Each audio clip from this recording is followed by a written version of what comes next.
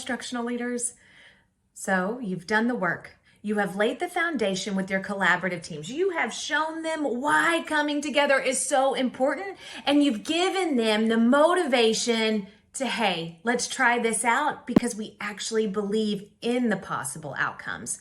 So what's next? You can't just throw them in together and hope for the best. There is a process that needs to be followed.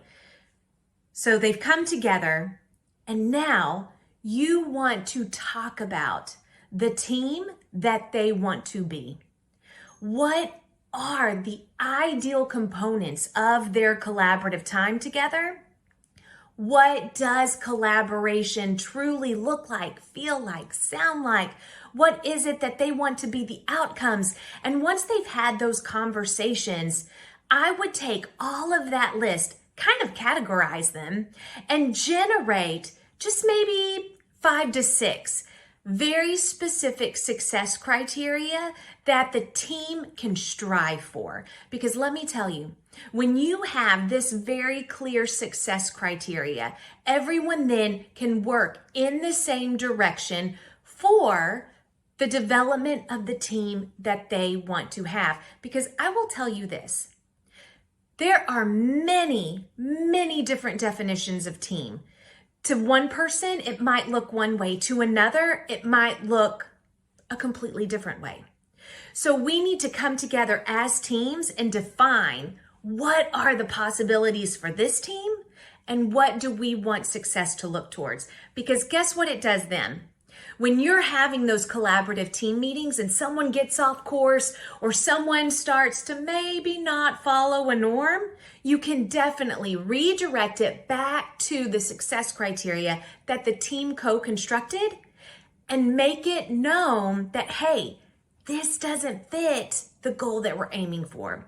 So to further develop your collaborative teams, before you just throw them in and hope for the best, sit down and co-construct success criteria for the team itself. That right there will make a huge difference. So when I'm facilitating these conversations, the first thing that I usually like to ask is, hey, write down real quick, what are the qualities of your ideal team? What is it that you want to get out of it? What does it look like? What does it sound like? What would be the outcome for the teacher as well as for the students? When educators have the opportunity to do this, they're investing in the process. And when their voices are heard, or when they know that, hey, this is my ideal team, this is what will happen if we put in the work, there is an extra layer of motivation there that will make your team really come together and do the hard work. This one's a little trickier because you're kind of talking about the ideal characteristics of collaborators that you do want to work with. But I will tell you this, when you take the opportunity to co-construct these ideal norms of collaborators, it again allows teachers to invest in the process and, hey, kind of check themselves. So as they're going through and they're having collaborative team meetings and they're working together, they can look and see, okay, are we following what we say is the ideal collaborator on a team? And they need to look at mindset, not just work ethic, which they go hand in hand, but really, are they coming in with positive energy, with the growth mindset, and ask themselves, hey, how do we respond to one another when there's a disagreement? I will tell you this, disagreement is healthy. Questioning is healthy. However, you have to have a safe environment for it to actually be productive. And so having the opportunity to reflect on what that ideal collaborator is will definitely make a difference in your team's conversations.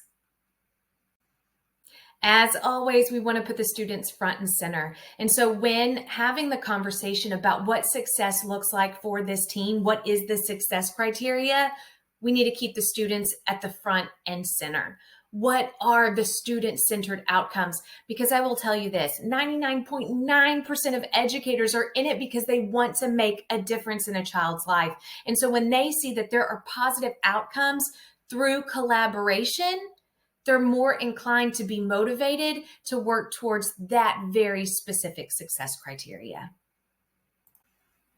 There is power when everyone comes together to develop the vision.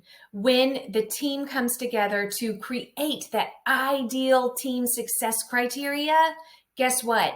They're all going to be working towards it because it wasn't some mandate. It wasn't district coming in and saying, this is what a team looks like and what it needs to do. No, they determined what was right for them, what they need then and there, and they created the success criteria for the team. And I'm going to challenge you, have them shake it up every now and then. Have them go through this process maybe twice a school year, just so they can really tailor their collaboration towards their very specific needs. All right, so you have your success criteria. You've co-constructed them as a team. Everyone's in agreement. What next? You must develop an action plan. And what I'm going to tell you is you put in there step by step what we need to do to make this happen. And I'm going to also say, put in dates. By this time, this specific step will occur, whether it is new learning, whether it is just coming together and maybe having a mindset collaboration. But there needs to be very specific action steps. I see this happen often. Teams come together with the best of intentions to set any goal, and they develop these beautiful goals, but their goals don't have any legs to stand on. And that is, they're not creating a very specific action plan in which everyone's going to be held accountable. That is when movement occurs. So let's take a hot moment just to recap. One, you've already laid the foundation. Your teachers have buy-in now as far as the power of collaborative teaming. The next step, co-construct success criteria of a successful collaborative team. Ask them, what are the qualities of a successful collaborative team? What are the outcomes? What does it look like? What does it sound like? Then, what is the ideal collaborator in our collaborative team? And then finally, have them discuss student outcomes. What are the student success criteria that we want and we can use to monitor the impact of our collaboration together? When you do this, you really then have propelled your team to a successful point where they can start collaborating on a role and making a larger impact.